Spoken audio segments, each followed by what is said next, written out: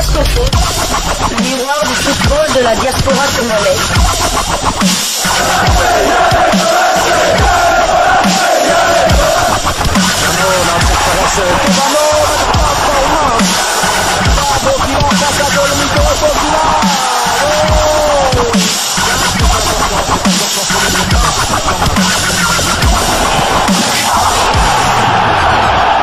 Diascofoot, le miroir du football de la diaspora congolaise. Vous êtes sur Diascofoot, le miroir du football de la diaspora congolaise. Diascofoot vous dit bonjour, tout le plaisir est pour nous de vous retrouver, mais surtout de savoir que vous êtes nombreux en train de suivre votre chaîne YouTube dédiée uniquement aux footballeurs de la diaspora congolaise.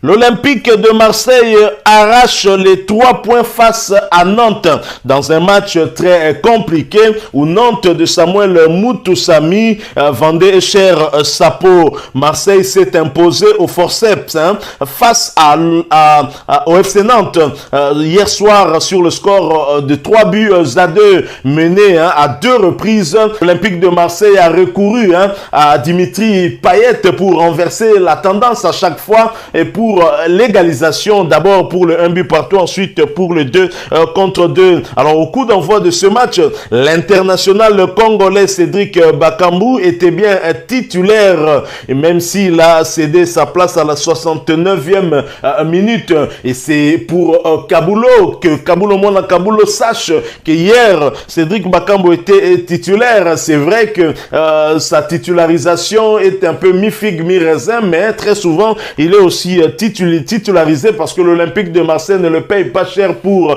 le laisser tout le temps sur le banc. Alors du côté des visiteurs, l'international congolais Samuel Moutoussamy était également titulaire dans l'entrejeu du FC Nantes. Il s'agit de la première titularisation du milieu nantais depuis son retour de blessure. Au classement, l'Olympique de Marseille conserve sa 2e position derrière le Paris Saint-Germain, tandis que Nantes occupe la 10e position. Très belle confrontation, en tout cas ce match qui était très palpitant, avec les Nantais qui étaient venus très clairement avec cette ambition de revenir à la maison avec au minimum le point du nul. Malheureusement, les Marseillais n'ont pas voulu céder et n'ont pas voulu en tout cas quitter cette 2e place derrière le Paris Saint-Germain, surtout après leur défaite dans le Classico 2 buts à 1. Et Cédric Bakambu était entré dans les arrêts de jeu. Beaucoup avaient critiqué l'entraîneur argentin de Marseille, Jorge Sampaoli, pour ses choix au cours de ce match. Ils estiment qu'ici, les changements avaient été effectués un peu plus tôt. L'Olympique de Marseille aurait pu obtenir un meilleur résultat que cette défaite de 2 buts à 1. Donc voilà pour l'information concernant ce duel qui avait opposé l'Olympique de Marseille à Nantes. Alors en Ligue 1, il n'y avait pas que ce match Olympique de Marseille-Nantes.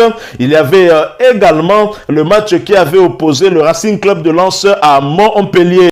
Rien ne semble pouvoir arrêter la dynamique lensoise en cette fin de saison. Après 2 victoires d'affilée contre Nice 3 buts à 0 et Lille 2 buts à 1, 2 concurrents directs à la course pour l'Europe, les Artésiens ont enchaîné 2-0 et réalisé la passe de 3 contre les Montpelliérains. Sans Antéji Savanier ni Jordan Ferry, encore moins Gaël Kakuta au coup d'envoi. Gaël Kakuta qui était d'ailleurs absent même lors de ce match. Une opposition qui a tourné à l'avantage des Lensois. Les Montpelliérains qui, presque assurés de leur maintien, n'ont pas réussi à inverser la tendance actuelle avec un 5e match sans victoire. Lens est donc bien dans la course au podium après sa victoire hier face à Montpellier. Très belle opération donc pour les Lensois en dominant Montpellier hier mercredi mercredi, dans le cadre de la 33e journée, l'équipe de Frank Hayes a aligné un 3e succès de rang qui lui permet de revenir à 3 points du podium. Les 100 et or sont 7e et comptent désormais une marge de 4 unités sur Lyon. David Costa, Ignatius Ganago ont marqué les 2 buts en soi. Voilà donc une bonne dynamique pour Lens. J'espère qu'ils resteront dans cette dynamique-là. L'équipe évolue plutôt bien et même si notre compatriote Gaël Kakuta n'était pas de la partie, mais Arnaud Kalimundo, lui, était bien de la partie. Alors, nous poursuivons avec ces quelques informations que nous avons pu récolter pour vous. Nous allons quitter cette fois la France pour aller du côté de l'Angleterre, mais nous y allons après cette courte pause. Diaspora Foot, le miroir du football de la diaspora congolaise. En Championship, 2e division anglaise, Benik Afobe se distingue. L'international congolais figure parmi les nominés récompensant le meilleur joueur de la saison à Millwall Football Club. Les votes vont se clôturer le 29 avril prochain. C'est vrai que Benik Afobe a réalisé une très belle saison. Il est en train de réaliser une très belle saison avec son équipe Millwall. Millwall qui peut toujours espérer jouer les playoffs pour la montée en première ligue, ce qui est assuré pour Niskens Kebano. Niskens Kebano qui a d'ailleurs rappelé que leur objectif, leur 2e en tout cas, après la montée en première ligue qui est déjà réalisée avant même la fin de cette saison, il y a l'objectif de gagner ce titre. Et pour cela, il faut rester dans cette dynamique, la dynamique des victoires qui va le conduire justement à terminer premier de Championship et donc par ricochet obtenir leur titre de champion de 2e division anglaise. Niskens Kebano a publié un message sur sa page Facebook hier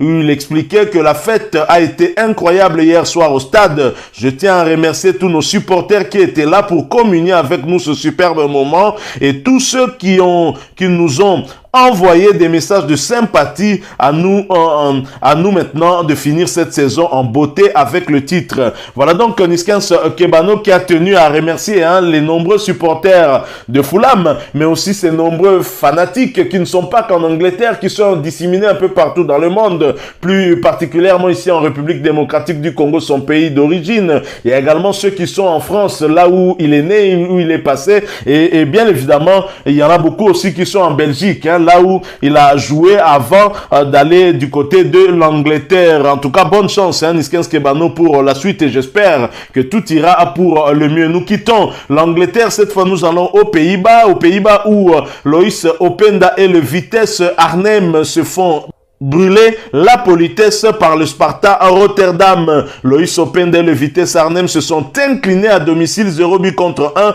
devant la formation du Sparta à Rotterdam en match comptant pour la 29e journée du championnat. L'attaquant congolais a joué toute la partie, lui qui peut regretter l'issue parce qu'il avait la possibilité d'égaliser à la 64e minute, mais il a raté son penalty. C'est une contre-performance au regard du positionnement de l'équipe adverse, 16e au classement avec 25 points. Ils n'ont gagné qu'un seul de leurs 7 derniers matchs avec 3 revers notamment. Ils occupent la 6e position au classement avec 44 points et sont toujours en course pour les barrages pour les places européennes. Ils vont croiser lors de la prochaine journée la formation de Willem II d'Elton Kabangu. Le match est prévu pour ce dimanche 24 avril.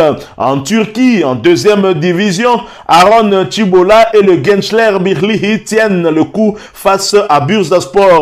Aaron Chibola et Gençler Birliği sont allés prendre un point du nul, 0 but partout. C'était sur le terrain de Bursaspor, ancien club de Cédric Bakambu, au bord de la relégation, et cela en match comptant pour la 33e journée du championnat. Le milieu défensif international congolais a disputé cette explication où les deux formations n'ont pas réussi à se départager. Les défenses ont bien tenu le coup dans cette partie où les attaquants n'ont pas été prolifiques. Ils se reprennent bien après le gros revers de la précédente journée, 0 but contre 4. Ils occupent actuellement la 13e place au classement avec 39 points et vont tenter d'aller chercher un succès pour commencer à s'assurer le maintien lors de la prochaine journée avec la réception de Bandirma Sport de Rémi Moulumba. Le match est prévu pour ce samedi 23 avril. Voilà qui met fin à ces quelques news que nous avons récoltées pour vous. Et si vous l'avez aimé, si vous les avez aimés, laissez-nous un maximum de j'aime. Merci de vous abonner à cette chaîne Diasco Foot parce que nous sommes le miroir du football de la diaspora congolaise. Et une fois abonné, n'oubliez pas d'activer la petite cloche de notification. Elle apparaîtra dès que vous serez abonné. Merci de partager avec nous aussi votre point de vue en nous les laissant à travers un commentaire. Encore une fois, merci à vous avec espoir de vous retrouver dans un autre sujet d'actualité. En attendant, portez-vous bien et Diasco Foot vous dit au revoir.